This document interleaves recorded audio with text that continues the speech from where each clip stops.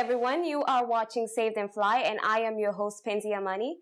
And today we have none other than Harrison Thuku. This man has a wonderful testimony, and what we are going to have him do today is just tell us a little bit about his experience. But first, we'll have you tell us a little bit about yourself. Tell us a little bit about your background, where you're from, and what brought you here. 2000, I came here for education. I was in back home. I was in Kenyan University. I was doing my IT, and I wanted to further my studies. Came here, University of Georgia, transferred, but they didn't have that, so I started with computer science. From what I know about your testimony, from what I understand, that there was a time where you fell into hard times, and there were some decisions that you made that you wouldn't necessarily be very proud of, but God has a way of just turning things around and making them for your good, which is amazing. And I would just have you just tell us a little bit about that. Basically, my problem, as we usually say in the AA meeting, I'm an AA member, and we usually say I'm Harrison and I'm alcoholic. I am still a professed alcoholic. So you are an alcoholic, is what you're saying. I am an alcoholic. That if you go to the hospital and I show you my diagnosis or the history, they'll show that, I'm an alcoholic. But it doesn't mean that I drink. We have alcoholics who are 28 years plus of sobriety in my AA meetings. Some who are 50, they haven't touched a drink since then. But it is by realizing that it can all start back again by just one drink or hanging around people who are drinking. Or, like they say, you hang around a barber shop long enough, you're going to get a haircut. Oh, yeah, that is true. That's true. So what you're saying is, by saying that you are an alcoholic, you are just recognizing your vulnerability. You are just accepting what you are, so you can move on from that point and into recovery. I haven't touched a drink. I don't even have the urge to drink. But there are those moments that come, and I will feel like, truly enough, I can sit down and, take a just pint. Like everybody, just drink something, that has alcohol. It might be a glass of wine, but I know that would be my downfall. That's an interesting way to look at it, because I think it's a very healthy way to approach a problem, because when you recognize that you're vulnerable in a certain area, then you're able to protect yourself.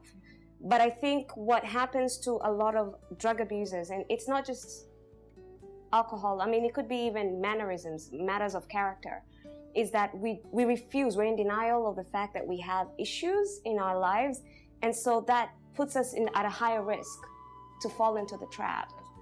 But that's a very great approach. So how did it all start? Well, it just started like innocent, having a party here and there. You want to drink, you want to hang out, you want to kick back and feel comfortable. You have a little bit of money, you want to buy around for your friends.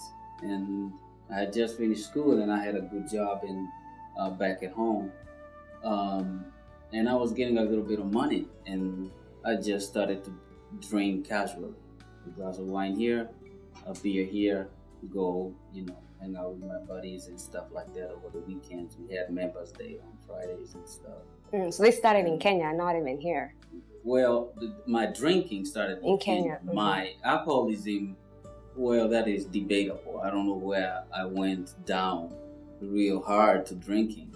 I cannot really pinpoint, but with that, the comfort of being around alcohol and actually entertaining it into my life. Like they say, you never know if you entertain a sin in your life, you never know where it's gonna lead. You're gonna lead you.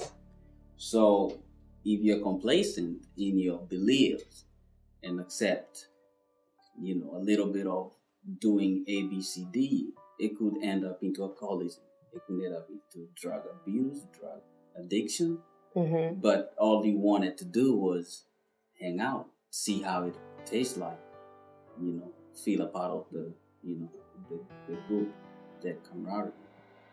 So what started as just a glass of wine continued into a couple bottles of beer. Yeah, I mean, I came here, I was okay, I was doing fine. But you come here and you settle down, you first have the cultural shock. Over here, it just is not like home.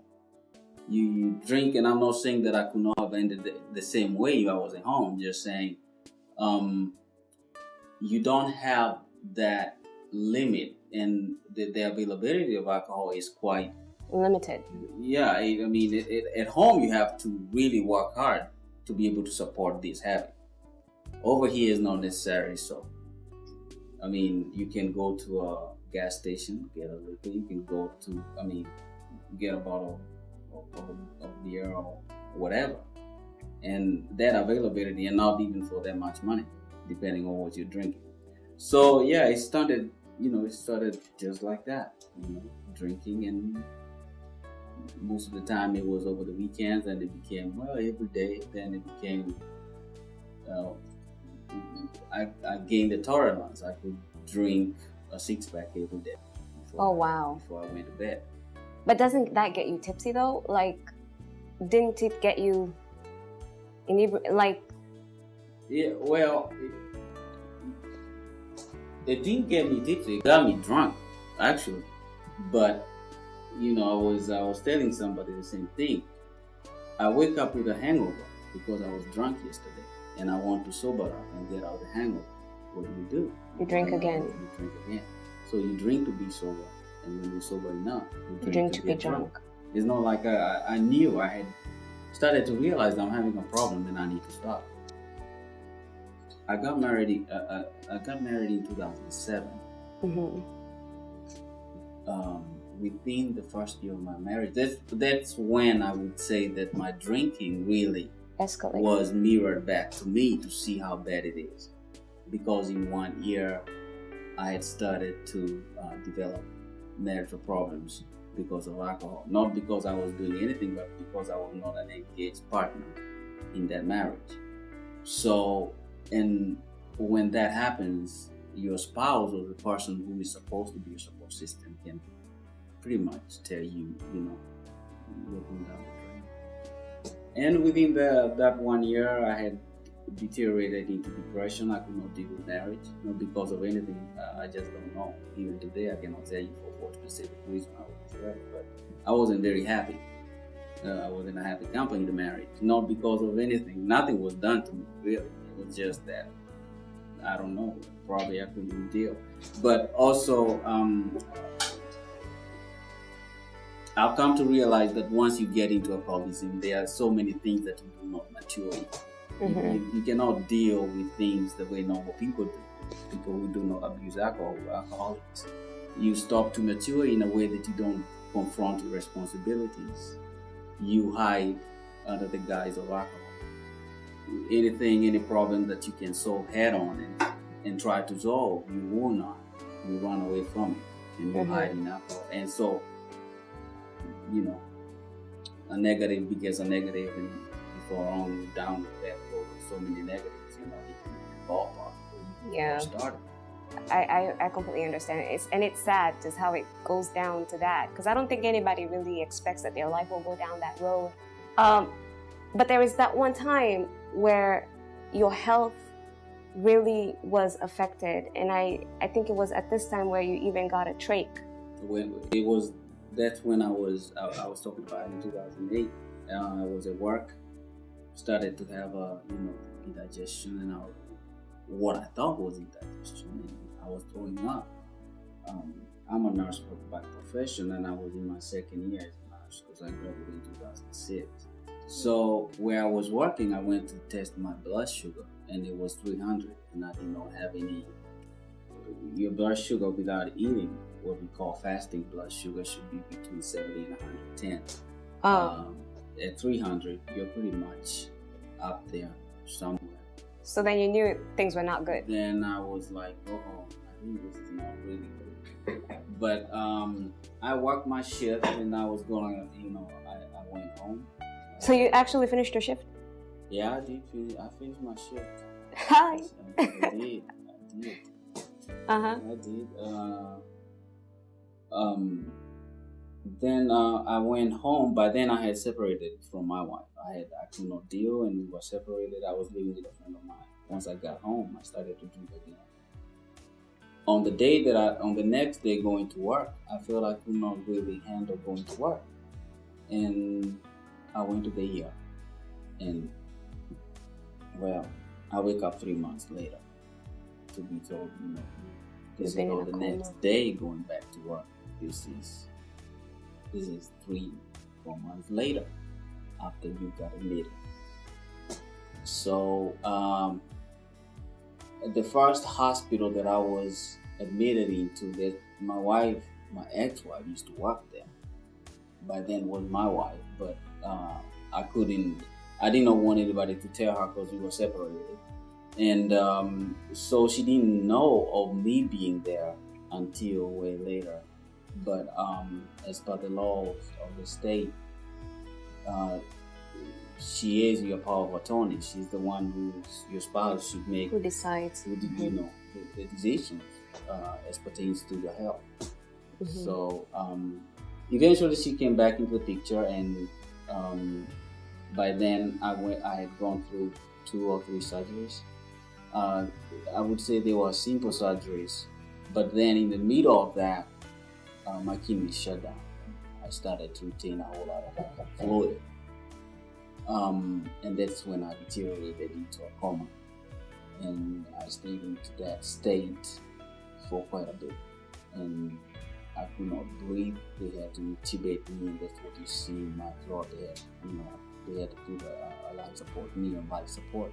I know many people have seen the movies. They put a tube down the throat. It does the same thing.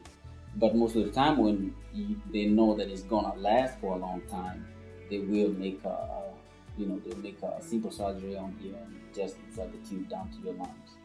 And when you hooked up to a support system, it'll be breathing for you. It'll be expanding and actually supplying you with oxygen. And the funny thing, or the most transcending thing in my life, is at this time the doctors had already given hope, and they had already told my then wife that by now he should be getting, going to a second man. This guy is not really budged. I'm retaining fluid because I'm not, my kidneys are not working, and you retain fluid, it chokes your diaphragm from breathing because it's choked from down here, so it cannot expand. So they are thinking this guy is not getting any better. By now they haven't even gotten to the root of why I am there. They're still dealing with the symptoms. They're recalling the symptoms of what could be going wrong. And it's at this time that they decide, let's go ahead and start hemodialysis, whereby they sift or filter your blood out of toxins, through a machine. And on that same day, my wife is called from class by the nephrologist, and he's gonna start your husband on hemodialysis. Is okay. She said it's fine, and when they were gonna take me to surgery to put the fistula where I'm going to study hemodialysis, I started you started getting for lack of a better word. Okay. I started to go.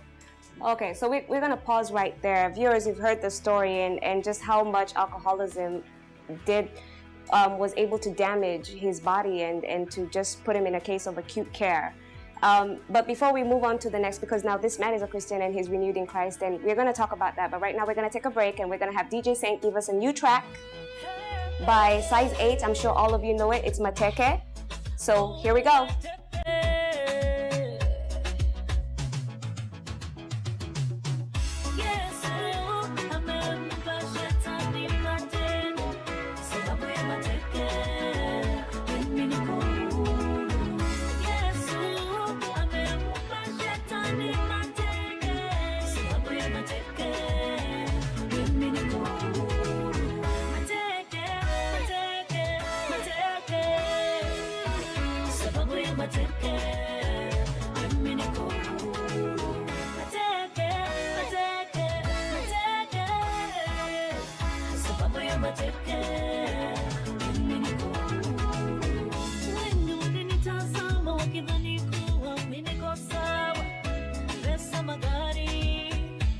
Kila mahali ukweli niko wasi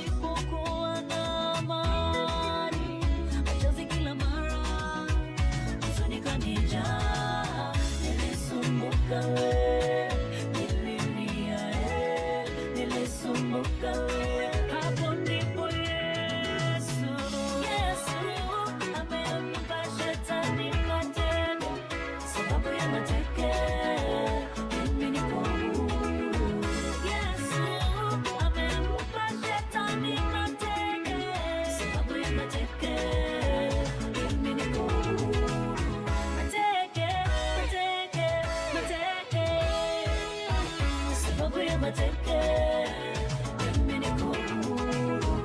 Mateke, mateke, mateke, sababu ya mateke, mimi niko huru. Niko nyumbani, mashida za kuandama, stima, maji, hata Bwana alienda. Marafiki ndao zao wanakusema sema, hapa kule, wapi utaenda?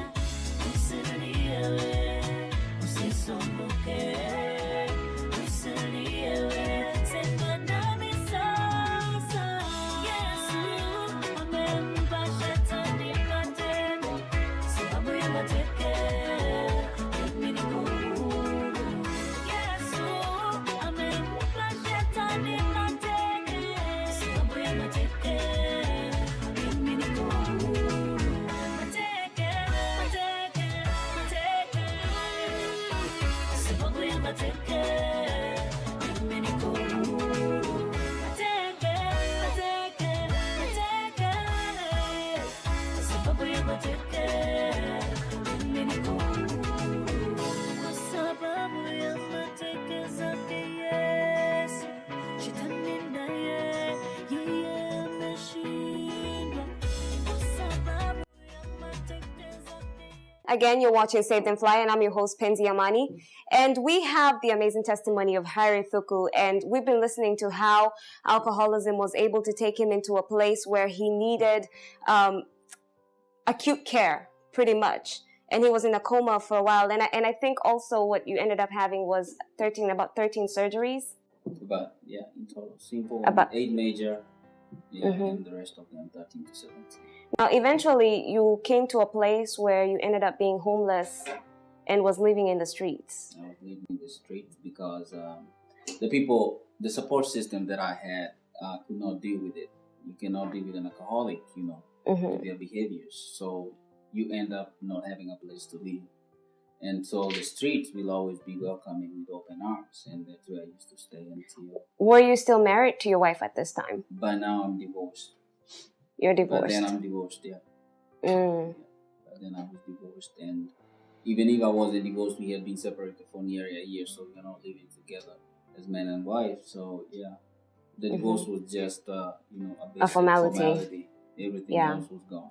Okay, so at this point, you have been in the hospital, you've been through a coma, you've literally had to experience your internal organs shut down, and you understand that this thing could actually kill you. Yeah, but you don't stop drinking. Yeah, but actually I had to be resuscitated back to life twice. Wow. So by then I had experienced short-term death, if you may. But that's the funny part. I stopped drinking for a year, but then I could not stay long enough out of the bottle. And so eventually I entertained that, I still could handle a bottle. So, just drink and be comfortable. Drink socially, casually, a glass of wine. And obviously once I start, I did not stop until I was jobless, homeless. And I always say God puts people in your life that you need at the point whereby you're hopeless, because I was hopeless and desperate. I did not live for anything apart from me and alcohol. If I could drink and not eat, I was good. If I could drink, not have a job, I was good. If I didn't have money, clothes, I was okay as long as I could drink. And that is a point of desperation that I would not wish for anybody. But this family welcomes me. So when you came to Seattle, Washington, is that the first place that you went to, or did you live somewhere else prior to that? I came to be with a friend of mine, a great friend of mine even today. But like I said, I was still, he's married, he has a child, he's neurotic. But there's no way you can live in a house with a drunk, somebody who's walking around naked, throwing up, all the kind of uncouth, uncultured things that you would never think about. You cannot live in such a house with that kind of a person. And though we were friends, that is not a place to raise a kid in, and you cannot handle 2 kids, so eventually I had to leave. So he had to kick you out, Yeah, pretty much. Basically, he had to look for a place for me to stay, and the people I stayed with could not keep me. So eventually, you're gonna be homeless. Oh, wow. So you were homeless in Atlanta, homeless again in Seattle. Yeah. Wow. Still drinking. And still drinking. And what were you drinking, though? I mean, it's not like you had the money, you didn't have a job. How do you support the habit? The thing is, for a drunk, you'll always find friends who will drink. And friends who will drink will always give you alcohol before they give you food. Oh, wow. The other thing is, even if I was homeless, I was in between jobs. I got a job, I got fired because you showed up drunk. So I still had that check coming in. So I still could get some money to drink. And, when I couldn't drink, I tried something else. Anything to keep me high. Okay, now I've heard your testimony before. And is it true that at some point you ended up drinking hand sanitizers and stuff? Anything, like I said, anything to get me drunk. I drunk. Does that get you drunk? No. It's just the taste. It's that dependency on anything that says alcohol. I usually laugh at it when I think about it. But I've drunk anything with alcohol from the hand sanitizer that we go to the bathroom and you wash your hands with. You will put it in your mouth and consume it. Did you ever think because it kills the germs? That's the whole reason why we use it. Yeah. Well, 99% alcohol. That's what I was looking at. I'm not looking at what it could or could not do. I'm looking at what it contains. And if you look at the youth of today, actually, most of alcohol poisoning we get from the youth, like teenagers and preteens and high school kids, is out of drinking the sanitizer. Oh. That is where they end up in the hospital because the body is not able to metabolize hand sanitizer. Hand sanitizer would metabolize. So basically, I'm a kid trying to get high. That's good information. I didn't know that. That's good information. Wow. So you heard that. Apparently, hand sanitizer can get you drunk. But please do not try it at home because it could get you killed also. So now you're a Christian man. So I'm out of a job. I'm on the streets and I made a friend. You made a friend who's a Christian man. And, I remember we are just about to have lunch. I'm drunk. He asked me whether I would get saved. And I'm like, no, not today. I want to think about it.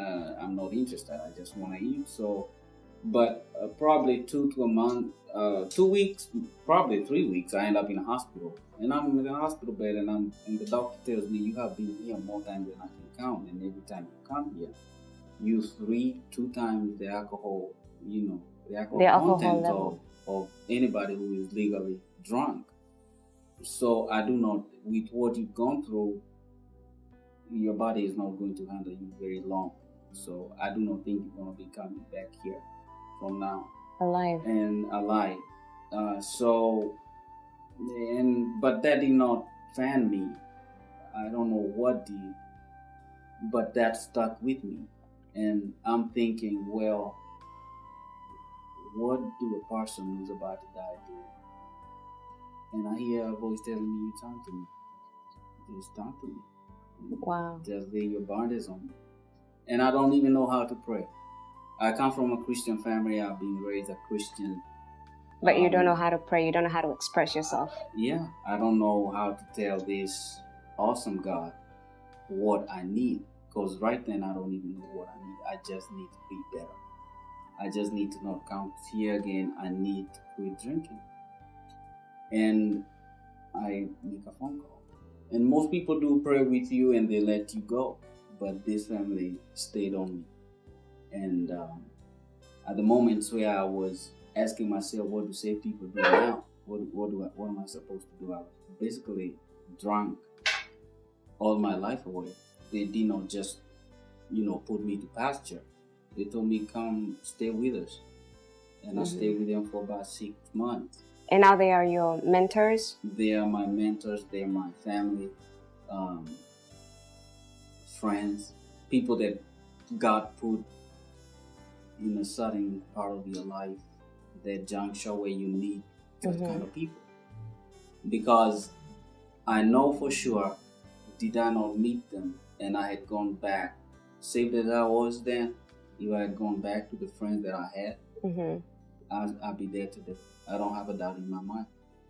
Wow, that's amazing. I mean, it's an amazing testimony, and I think it's definitely, you're a walking miracle. I can definitely say that. I have absolutely no doubt that it was God's voice speaking to you that night when He said, turn to me and lay your burdens on me. And it's unfortunate that there is so many other people that are going through the same thing. They may not be where you are, thank God, where you were, but thank God. We thank God for that. Because you shouldn't have to go that far for you to decide to make the right choice for your life, for you to make the decision that it's time to quit, you know? And I always say that experience is the best teacher, but a wise person will learn from somebody else's experience and not their own.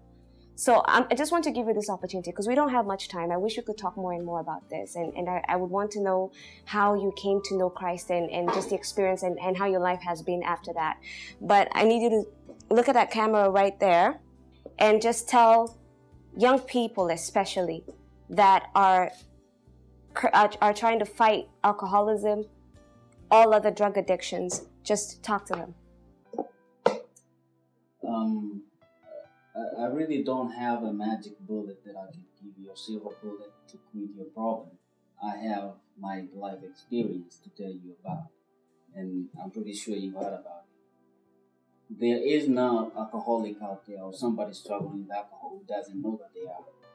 There is no way you can quit or make a change in your life unless you make a change. So conventional wisdom tells us that it's easy, just change, just stop. But personally, I could not have stopped were it not for Christ in my life. And since then, it's not only the intent of quitting, but the context of it. You need to quit and know why you're quitting. Is it for your life? Is it for your family? Because every part of your life will be affected. But the very first step to do it is to recognize that you have that problem and seek the help that you need. And I will tell you the truth is that you can never do it without Christ in you. I know that for sure. That is so true.